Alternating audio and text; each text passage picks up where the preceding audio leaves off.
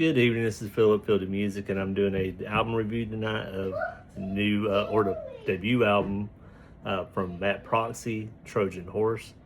I did a song of the day with a song from this album this morning, so New Solution.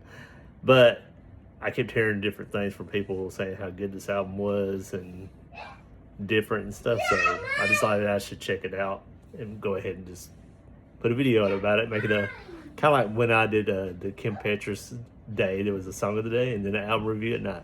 So same thing here for mattproxy. Like I said, it's the debut album. I already spoke earlier about New Solution, so I'll just skip that part. It has Grimes on it.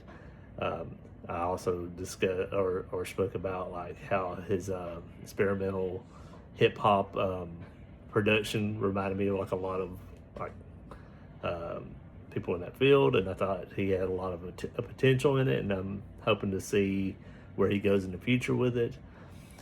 One thing I was not expecting, and I love, and it just set the whole tone for me. I love rap rock. I love mixing rap and rock.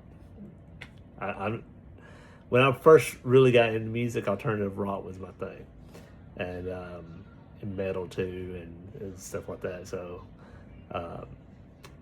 and I like some rap rock stuff in the 90s as well, you know, even the new metal scene.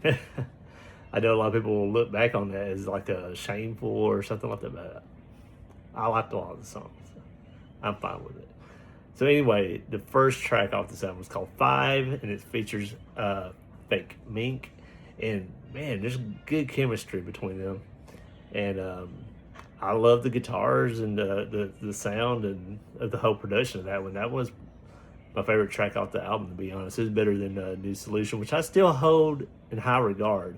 In fact, it's growing on me, because when I was listening to it again in the car, when I did my Song of the Day review, I did not listen to it in the car. And so it was from my office speakers. And so it didn't hit as hard. But in the car, it hit way harder. So it went up for me in my brain. So after 5, we go to Stars, and that one is like very like noisy hip hop production, or like noisy, like industrial. Like I've heard a lot of like different artists play around with like noise and static and stuff like that, but like clipping and stuff like that. But I think it sounds really good. It's very abrasive. I really enjoyed it. Atlanta has some like almost like interlude-y, like talk elements to it, but I just thought the subject matter of the song was interesting, to be honest. So All You Hear Is My Song in Your Head. That's a cool title, and it's a catchy song to me. I mean, I could keep on going on, but I mean, I'm still kind of processing this thing, and I'm going to keep on listening. But at this point, I thought it was a really good album.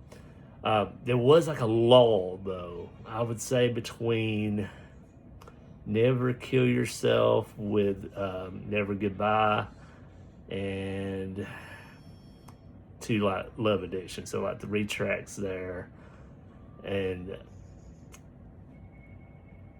I think Misery did not hit too hard for me either, but the last track, God, really ended it so good. It features Current Joys and Never Goodbye.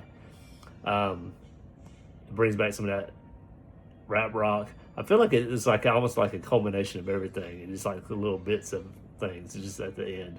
But it ends it so well, so I think it sounds really good. So overall, I enjoyed over almost like 3/4 of this thing, to be honest. So I'm going to give it an 8 out of 10. So in the comments below, let me know what you think of the album.